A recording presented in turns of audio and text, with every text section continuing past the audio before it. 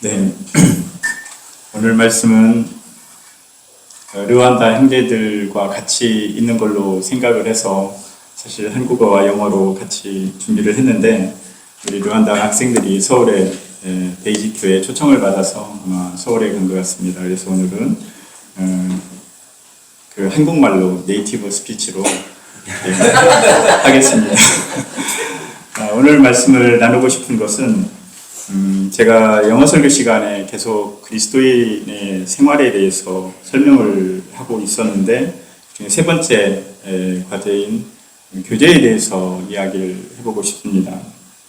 우리가 이 하나님을 만나는 우리의 삶에서 처음에는 하나님과 말씀으로 교통을 하고 또 소통을 하고 기도로 교제를 하고 그다음에 우리가 성도들 간에 그런 교제에 있어서 우리의 정체성과 우리의 삶과 우리의 어떤 방향성을 찾아가는 것이 중요하다고 봅니다.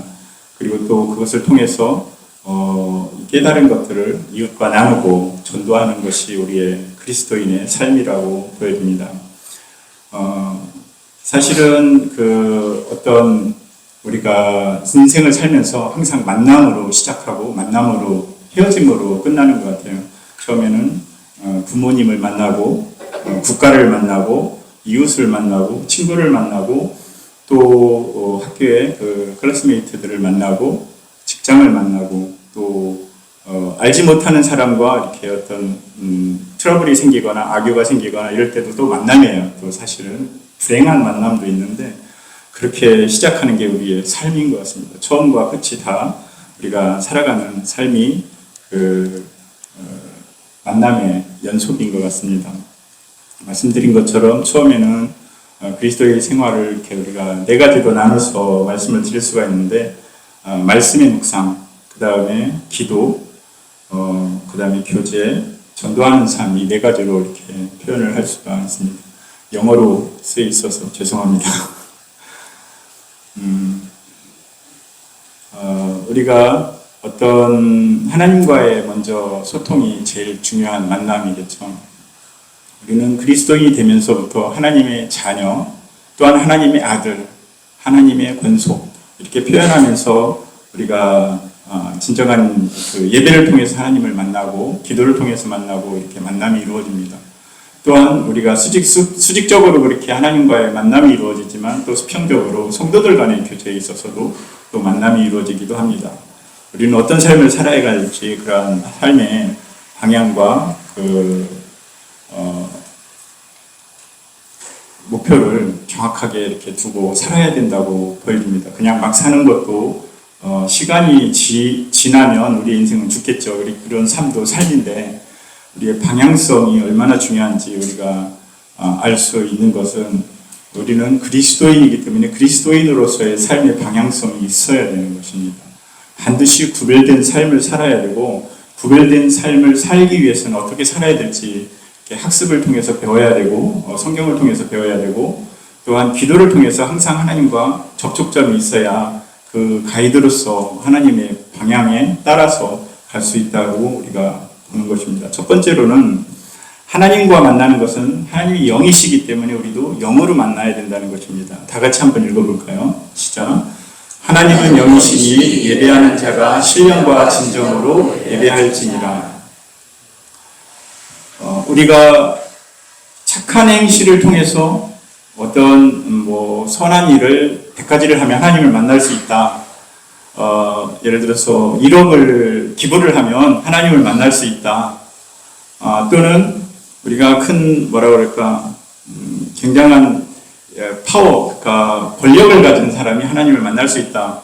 이런 조건들이 있다면 얼마나 불공평하겠어요. 근데 하나님은 그러지 않고 우리에게 오직 그 믿음으로 만날 수 있다고 우리에게 주셨습니다. 우리의 하나님의 유일하게 만날 수 있는 창구는 뭐냐면 예수님을 통해서 우리가 만날 수 있는 그 믿음입니다. 믿음을 통해서만 하나님을 볼 수 있고 예수님을 만날 수 있고 하나님과 교제할 수가 있는 것입니다. 우리가 믿음이 없이는 하나님을 기쁘시게 할 수가 없고 믿음이 없이는 하나님께 나아갈 수가 없는 것이 성경 전체에 통해서 우리에게 말씀을 하고 계십니다. 인격적인 만남, 그 믿음에 대해서 우리가 요한계시록 3장 20절에서 볼 수 있는데, 예수님께서는 내가 문 밖에 서서 두드리노니 음성을 듣고 문을 열면, 이 순서가 그렇게 되어 있습니다. 제가 예수님을 막 찾아다녀서 어디에 계시지? 이러고서 찾아다니는 것이 아니라 하나님이 먼저 우리에게 다가오시고 그 문을 두드리고 우리는 거기에 대한 하나님의 역사에 대한 반응을 하는 것입니다. 내가 믿음이 좋으니까 내 믿음으로 이렇게 우리가 나아가는 것이 아니라 우리에게 주어지는 하나님의 음성이나 역사에 대해서 우리가 반응을 하는 그것이 곧 믿음입니다. 너는 나를 믿어라 라고 하나님께서, 예수님께서 우리 십자가의 피를 통해서 우리에게 구원을 주시겠다고 약속을 하신 그것을 이야기하시는 것에 대해서 우리가 반응을 하는 것입니다. 그것이 곧 믿음이고 그것이 우리의 삶의 방향성이 바뀌는 것입니다. 그 믿음을 통해서만이 하나님을 만날 수 있는 것인데요. 성경에서 지난번 한번 이 말씀을 가지고 나눈 적이 있었는데, 복 있는 사람은 어떤 사람이냐? 성경에서는 복 있는 사람은 뭐뭐하는 사람이로다 라고 정의가 되어 있어요. 우리가 정의란 말은 어떤 이 자격이 되는 사람의 어떤 그 조건, 이것을 이야기를 하는 것입니다. 다 같이 한번 읽어볼까요? 시작. 복 있는 사람은 악인의 길을 걷지 아니하고 죄인의 길에 서지 아니하며 오만한 자의 자리에 있지 아니하고 오직 여호와의 율법을 즐거워하여 그 율법을 주야로 묵상하는 자로다. 1절에 보면 복 있는 사람은, 2절의 마지막에 보면 뭐 하는 사람이라고요? 묵상하는 자로다. 여기서의 묵상은 그 하나님과 계속적인 교제가 이루어진다는 것입니다. 말씀을 묵상한다는 것은 계속 그 하나님의 뜻이 어디에 있는지 계속 기도하고 또 계속 거기에 묵상을 하면은 매일매일의 삶이 바뀌고 매달 매년의 삶이 바뀝니다. 우리가 그런데 항상 이렇게 성령 충만한 묵상의 삶을 살 수 있을까요? 그렇지 않아요. 우리는 눈앞에 보이는 이런 어떤 상황, 조건, 이런 것들에 의해서 우리는 순간 이렇게 망가게 됩니다. 혼동이 되기도 하고 이렇게 휩쓸리기도 합니다. 아무렇지도 않게 이렇게 그 작은 조건에 의해서도 우리가 이렇게 됩니다. 오늘도 저희가 집에서 이 교회까지 1시간 정도 운전을 해오는데 아내하고 막 이게 마찰이 있었어요. 저는 머릿속에서 어떻게 하면 영어 설교를 막 이렇게 준비하고 있을까 이러면서 이 스토리를 전개하고 있었는데, 대화하는 중에도 제 머릿속에서는 그 문화가 다른 그 르완다 학생들을 위해서 어떻게 메시지를 하고 있을까 그랬는데, 갑자기 아내가 우리 저 위에 땅에, 그 땅에 여러 필지로 나뉘었는데 저 위에 땅에 갑자기 연못을 만들어서 연못이 아니죠, 연꽃을 키웠으면 좋겠다, 그 도발을 하는 거예요. 그래서 연꽃은 그 습해야 되고, 물론 거기가 물이 많이 나서 습해요. 근데 밭으로 쓰고 있기 때문에 수로를 이렇게 해서 물이 이렇게 항상 이렇게 말라 있어요. 항상 습하진 않고 우기 때 습해서 작물이 죽어요. 다른 작물들은 다 실패했기 때문에 연꽃을 심어서 이렇게 조경으로 했으면 좋겠다. 그러면 제 머릿속에서는 이게 설교에 대한 준비가 다 없어지고, 거기는 땅을 파괴해야 되는데 파려면 속에 안반이 있거든요. 안반이 파기가 힘들고, 그리고 이게 물이 항상 고여 있어야 되는 게 물의 공급이 되게 어려워요. 물론 수로가 있는데 1년 내내 수로가 있지 않아요. 거기에는 이렇게 공급하는 시기가 있습니다. 농사 짓는 시기만. 근데 이 연꽃은 물이 항상 있어야 돼요. 막 이렇게 한 20분을 이렇게 옥신각신 서로 막 싸우지는 않고 이렇게 막 열띤 토론을 하면서 왔어요. 근데 갑자기 이 묵상의 시간이 날아갔어요. 우리의 삶은 어떤 사건이 이렇게 터지면, 그 임팩트가 우리에 주어지면, 충격이 이루어지면 우리는 망각합니다. 하나님과의 교제가 끊어지고 그 자리에서 무릎 꿇고 우리는 기도하기가 쉽지 않아요. 그런데 항상 편안하다, 온건하다 할 때도 우리는 하나님과 교제를 해야 되고, 그래야 우리의 생명력이 유지가 되는 겁니다. 마치 호흡과 같다고, 지난번 우리 영어 설교 때 제가 이야기를 했는데 기도는 우리의 호흡과 같다. 멈추면 우리는 죽습니다. 그런데 우리의 죽음을 몰라요. 우리가 호흡을 멈춰도 살아있는 것 같아요. 왜냐하면 그냥 지금 살고 있으니까. 그런데 우리의 영적인 생명력이 끊어진다는 거예요. 호흡이 멈춘다는 것은 우리의 영적인 교류가 단절된다는 것이죠. 계속적인 기도가. 그래서 쉬지 말고 기도하라. 우리가 그 호흡이 끊어지면 안 된다는 것입니다. 매일 매 순간 우리는 묵상을 해야 됩니다. 그래서 그 묵상을 하는 것이 성령 충만한 것이고 우리가 하나님께 다가가는 일인 것입니다. 또한 우리가 기도를 해야 되는데 우리의 기도는 항상 편협적인 기도를 갖고 있어요.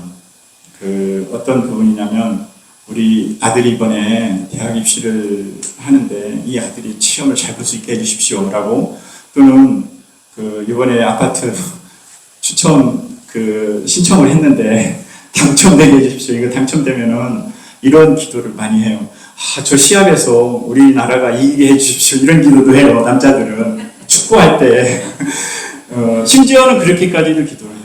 그러니까 나의 경제적인 문제, 진로의 문제. 사실 이것이요, 경제적인 진로의 문제, 아픔의 문제, 질병의 문제요, 10년 후에, 20년 후에, 아니, 우리 인생의 종점에서 되돌아오면은 아무것도 아니에요. 근데 우리의 기도는 우리의 생활에 포커스를 맞춰져 있어요. 우리의 삶에 내 영향력에, 왜냐하면 그게 고통스럽거든요. 가시이고 아프기 때문에 질병이나 또는 직업이나 삶의 그 가시에 계속 찍히기 때문에 하나님께 그거에 대한 고민을 해요. 그런데 너희는 이렇게 기도하라라고 하는 말씀에 하나님의 뜻대로 그의 뜻대로 구하라. 그리하면 너희가 다 받을 것이다. 그리고 받은 줄 믿어라라고 말씀을 하고 계십니다. 같이 한번 읽겠습니다. 빌립보서 시작. 아무것도 염려하지 말고 오직 모든 일에 기도와 간구로 너희 구할 것을 감사함으로 하나님께 아뢰라. 그리하면 모든 지역에 뛰어난 하나님의 평강이 그리스도 예수 안에서 너희 마음과 생각을 지키시리라. 아무것도 염려하지 말고 오직 간구와 기도로. 이게 두 가지를 표현하죠. 기도와 간구로. 염려하는 것을 우리가 기도를 합니다. 염려하지 말고 모든 것을 구하라 그랬는데 염려하는 것을 우리가 기도를 해요. 근데 염려하지 않는 것들을 기도를 하는 습관이 필요한데 우리는 아까 말씀드린 것처럼 가시에 찔리는 부분만 기도를 하고 있습니다. 7절에 보면 모든 지각에 뛰어난 하나님의 평강이 그리스도 예수 안에서 너희 마음과 생각을 지키시리라. 이 모든 것은 하나님의 뜻 안에서 구해야 된다는 것입니다. 다 같이 이것도 읽겠습니다. 시작. 이와 같이 우리 많은 사람이 그리스도 안에서 한 몸이 되어 서로 지체가 되었습니다. 이게 이제 하나님과의 교류를 말씀을 드렸던 거고 이것이 두 번째로 성도들 간의 교제를 이야기를 합니다. 제가 중국말로 교류란 말을 이렇게 서슴없이 쓰는데 이해가 되시죠? 중국에서는 교류를 합니다. 찌오리오라고 이렇게 표현을 막 한국말하고 섞여서 나와요. 어떤 때는 그 언어에 머릿속에서 막 그 영어를 얘기하다가 중국 단어가 먼저 막 생각이 나고 중국어를 하다가도 영어 단어가 먼저 생각이 나고 교체가 돼서 좀 헷갈릴 때가 제 스스로도 많습니다. 그래서 어떻게 보면은 살다 보면은 우리 조선족 교포들처럼 막 취급을 당할 때도 있고 그렇습니다. 조금은 이해를 해주셨으면 고맙겠습니다.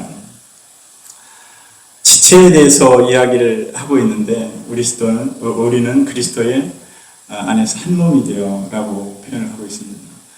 근데 우리가 교회 안에서 많은 문제점들을 사실 갖고 있어요.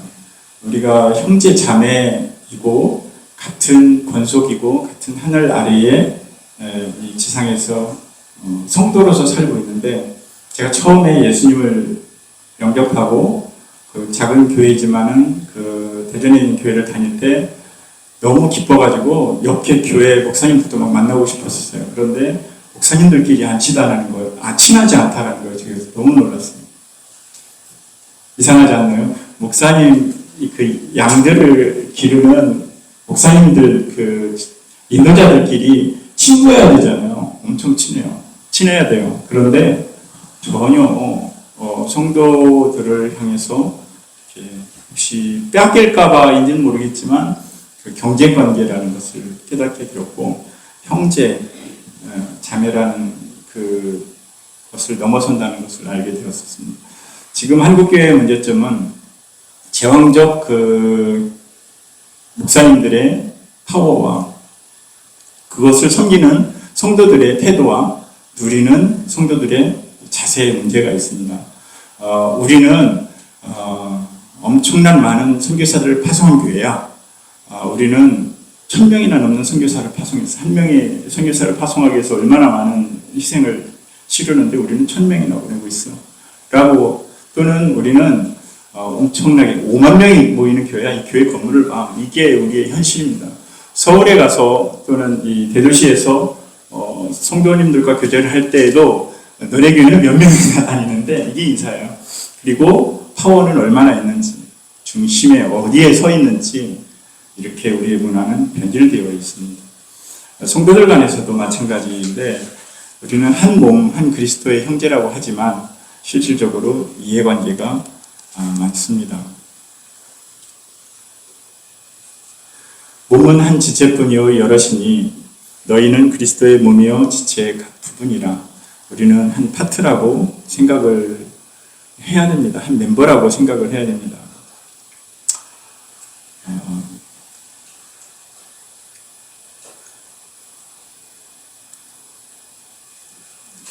제가 4학년 때 들어서면서 예수님을 영접을 하고 이렇게 변화되기 시작했는데 그때의 삶이 새로운 세계를 만난 것처럼 너무 달콤한 말씀과 기도가 그때 한참 공부를 할 때였기 때문에 겹쳐서 같이 엄청난 충격이 저한테 있었어요. 예수님을 영접하고 다닌 삶이 어떻게 변화됐는지에 대해서 살아갈 때 한 번은 의문이 들었어요. 그러면 예수님께서 나를 부르신 목적에 어디에 있을까? 목적이 어디에 있을까? 그래서 그때 진로를 놓고 결정을 하기 위해서 기도를 하기 시작했습니다. 그때는 젊었기 때문에 당돌했고 그래서 3주간의 기도 시간을 갖고 3주 후 토요일 날 딱 결정을 하겠다라고 못을 박았어요. 그래서 토요일 날 나의 삶에 결정을 하겠다고 그 목표를 삼고 기도를 했어요. 그리고 말씀을 읽고 설교도 듣고 그런데 저에게 준 말씀은 고린도전서 12장 말씀이었습니다. 같이 한번 읽어볼까요? 시작. 만일 온 몸이 눈이면 듣는 곳은 어디며 온 몸이 듣는 곳이면 냄새 맡는 곳은 어디뇨? 그러나 이제 하나님이 그 원하시는 대로 지체를 각각 몸에 두셨으니 만일 다 한 지체뿐이면 몸은 어디뇨? 이제 지체는 많으나 몸은 하나이니라. 예수님께서 부르셨으면 뭔가 여기에 큰 목적이 있을 것이다 라고 생각을 해서 목사가 돼야 되나? 그래서 다시 전과를 제가 화학공학을 전공하고 있었는데 목회 쪽으로 다시 신학교를 가야 되나 라고 고민도 했었습니다.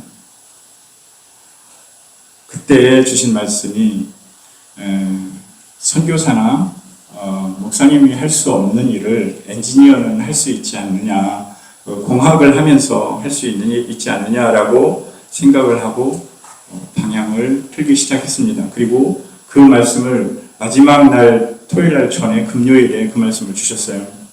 이 말씀을 주시면서 그래, 내가 살아가는 길은 선교사나 목사님들이 가지 못하는 곳에 나는 엔지니어는 갈 수 있지 않겠느냐라고 생각을 하고 직장이든 사회이든 어디든 갈 수 있지 않겠느냐라고 했어요. 그때 생각에 막연하게 중국이라는 생각을 하게 되었고 중국에 대한 그때는 중공이었기 때문에 실질적으로 공식적으로 이렇게 미션이 갈 수가 없는 곳이었기 때문에 막연하게 생각을 했었죠.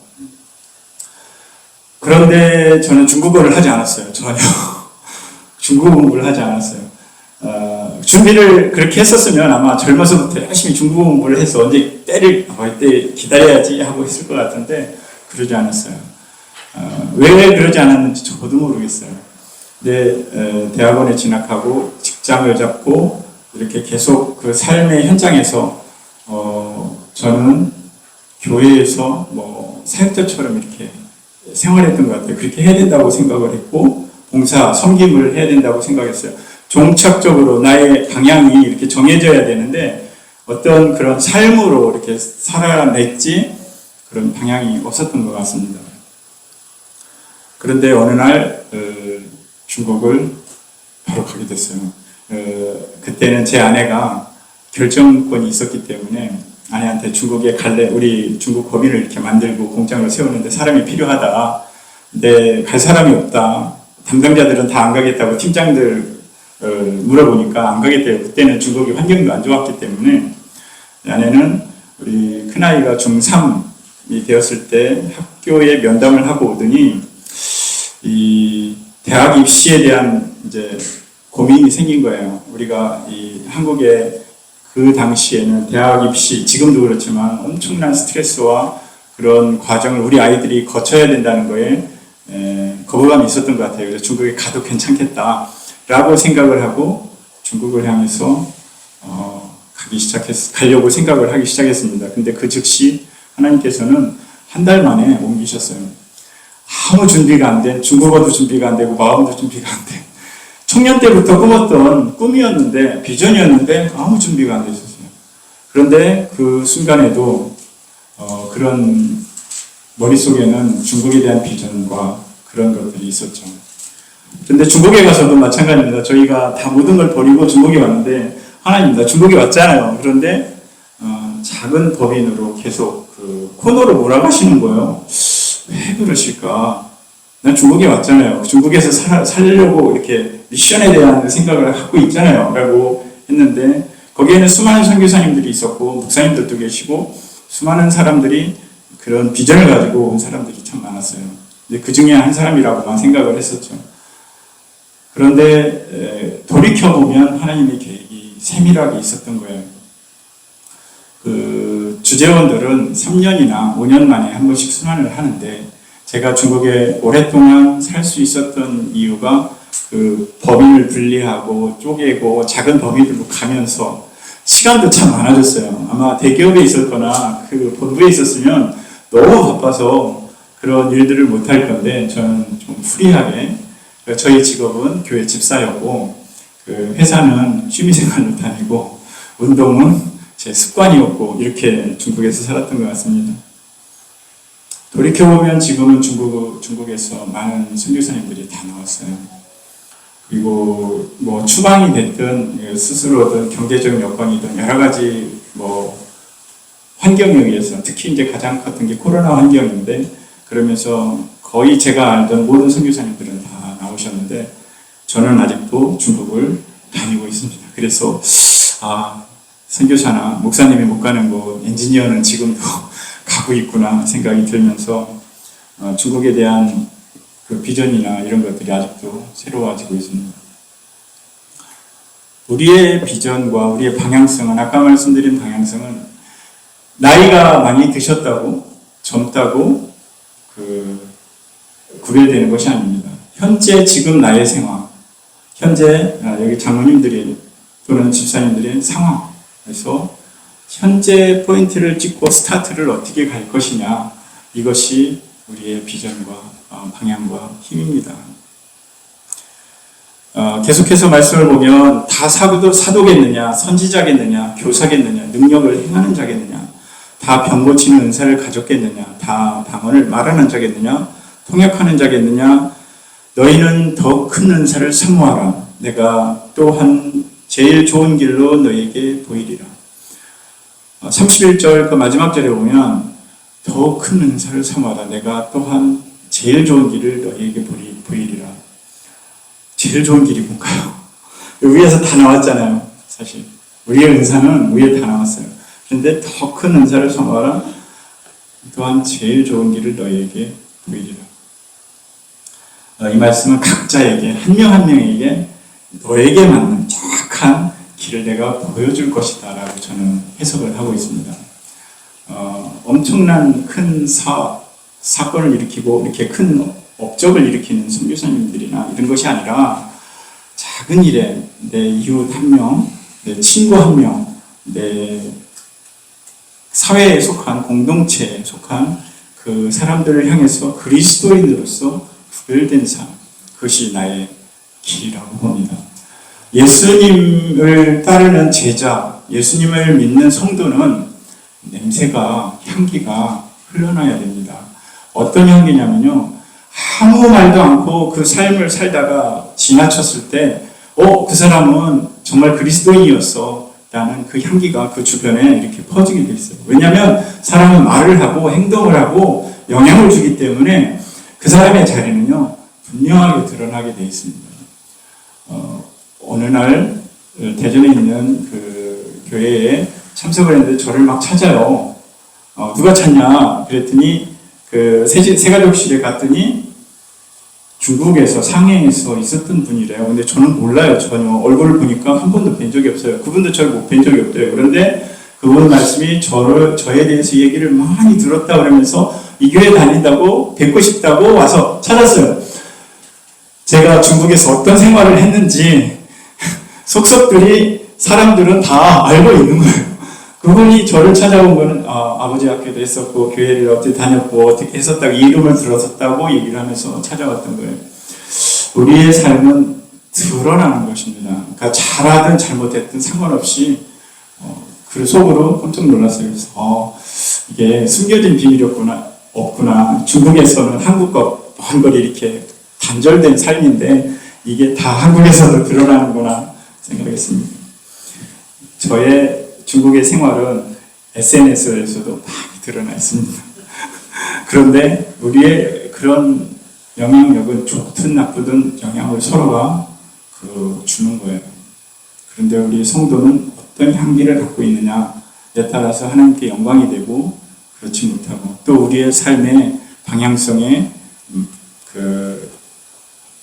어떤 방향으로 나의 삶을 이루어갈 것이냐. 제가 처음에 말씀드린 것부터 태어나면서부터 죽을 때까지의 돌이켜서 내 삶의 행로가 어떻게 살아내요. 사는데 우리는 어떤 방향성을 가지고 어떤 삶을 살 것이냐라는 것입니다. 자녀들아, 우리가 말과 혀로만 사랑하지 말고 오직 행함과 진실함으로 하자. 우리의 시간을 사용하고, 우리 시간이라는 말은 유한한 어떤 기간이 있잖아요.